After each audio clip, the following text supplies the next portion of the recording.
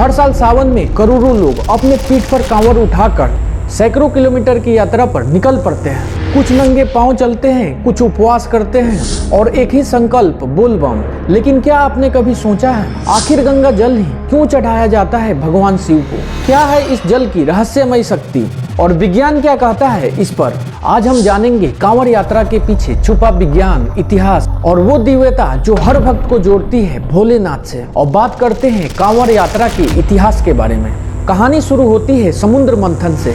जब देव और दानवों ने मिलकर समुद्र मंथन किया तो उसमें से निकला कालकूट विष। यह विष इतना भयंकर था कि पूरे ब्रह्मांड का संतुलन बिगड़ सकता था। तब भगवान शिव ने संपूर्ण सृष्टि की रक्षा के लिए विष को पी लिया, लेकिन वो विष को गले में रोक लिया और वो तभी से कहलाए नीलकंठ, जिससे शिव का शरीर तपने लगा। और फिर देवताओं ने गंगा जल लाकर उन्हें अर्पित किया, जिससे विष का तपन शांत हो सके। यहीं से शुरू हुआ कांवड़ यात्रा का परंपरा। जब शिव भक्त गंगा से जल लाकर कांवड़ में भरकर लंबी यात्रा तय करके शिवलिंग पे अर्पित करते हैं। और बात करते हैं विज्ञान की। क्या गंगा जल में कुछ खास है? क्यों सालों तक ये जल खराब नहीं होता? 1896 में एक ब्रिटिश वैज्ञानिक इस जल में पाए जाने वाले बैक्टीरियोफेज की उपस्थिति की स्टडी की थी।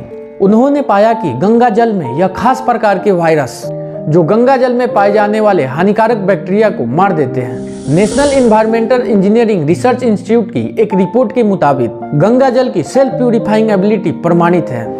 यही कारण है कि गंगा जल सालों तक शुद्ध रहता है। कांवड़ यात्रा केवल एक धार्मिक अनुष्ठान नहीं, यह एक जीवित ऊर्जा यात्रा है। जब लाखों लोग एक ही दिशा में, एक ही उद्देश्य से, एक ही मंत्र के साथ आगे बढ़ते हैं तो बनती है कलेक्टिव कॉन्शियसनेस, यानी कि सामूहिक चेतना। इससे न केवल वातावरण बदलता है बल्कि लोगों का माइंड और बॉडी भी एक अलौकिक स्थिति में चला जाता है। कई डॉक्टर और न्यूरो साइंटिस्ट ने यह माना है कि कांवड़ यात्रा जैसी यात्राएं शरीर में डोपामिन और सेरोटोनिन हार्मोन को बढ़ाती है, जिससे डिप्रेशन, चिंता और थकावट दूर हो जाती है। और जब एक भक्त बोलता है बोल बम तो उसके वाणी में कंपन होता है जो उसके शरीर की ऊर्जा को जागृत करता है। यह केवल एक आस्था नहीं बल्कि एक आध्यात्मिक अनुशासन है जो हमारे शरीर और मन को डिटॉक्स करता है।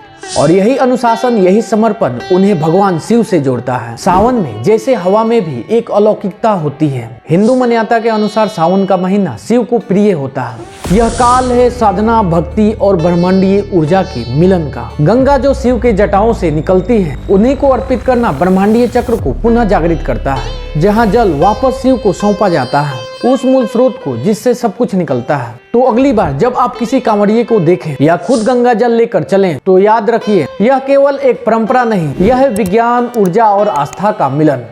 और जब आप बोले बोल बम तो समझिए वो सिर्फ एक आवाज नहीं बल्कि शिव से सीधा जुड़ाव है। हर हर महादेव।